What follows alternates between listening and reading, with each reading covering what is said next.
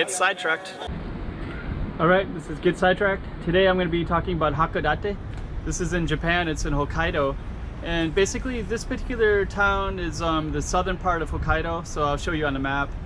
And Sapporo is where the tourists usually go, but Hakodate is the first line when you come up from northern Japan, from the mainland of Japan into Sapporo. As soon as you cross over, that's where Hakodate is at. The city is, you can tell that there's a lot of history there. There's I think there's a lot of shipping where maybe, I'm going to guess maybe whaling, but I'm not 100% sure.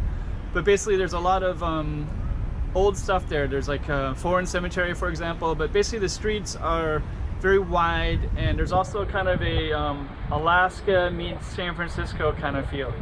So what I mean by that is it just feels like, you know, like you're in something that's kind of interesting and kind of a little bit different than the norm of Japan. And the same when you're in San Francisco or Alaska in the United States. It's something a little bit very different from the norm. So Hakodate has that feeling as well. There's also a lot of tourists and a lot of cruise ships. So cruise ships come in, tourists come in, they come in off the Shinkansen line, so there's a lot of things that cater towards them. There's actually some of the best sushi I've ever had in my life was there. I think it comes fresh from the ocean. So there's this element there. There's you know, these big jugs of sake. That's pretty much everywhere in Japan, but a lot of this caters to the tourist element. So I definitely saw a tourist feel everywhere. I was able to walk quite a bit and explore the city, and I basically just saw like a kind of a mountainside on one side, so it kind of felt like you know, like maybe Juneau or something like that in Alaska, like something that's kind of goes up a mountain, but not quite as amazing as Juneau, but still it has that feel, like hills, like a little bit of a hillside. But then the base of it is quite flat, so near the water it's like very, very flat with these massive wide roads, just, you know, like it felt like, you know, like, I don't know, like built for cars, definitely.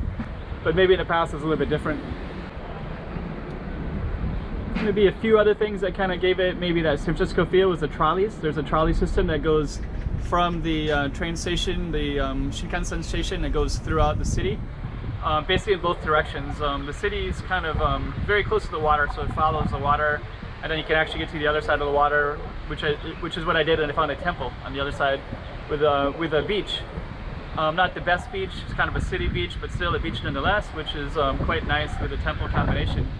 The trolleys bring you everywhere, and those gave you that San Francisco feel, and when you were on it, it also felt like, you know, that trolley car of a San Francisco where there's a lot of history on it. History, when you're in it, it feels that way anyways.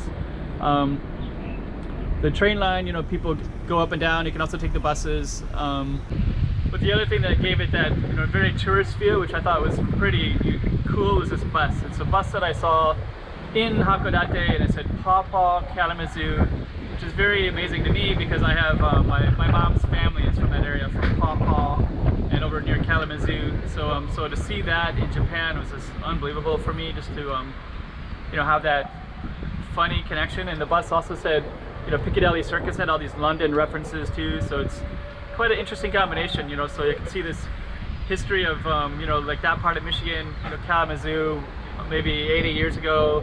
There's jazz songs about it, and kind of exotic place at a certain time in history. And I felt like Hakodate also maybe had that also exotic taste to it, or element to it.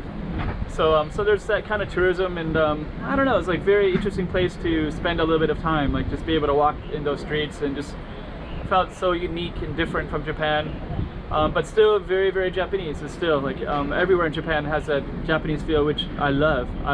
Everybody wants that feel when they're in Japan, because Japan is such a special and unique place.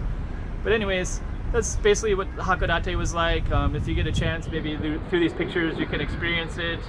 And anyways, that's Get Sidetracked, so I hope I was able to get you sidetracked again today with this video. Alright, so this is Get Sidetracked. If you like this channel, please subscribe.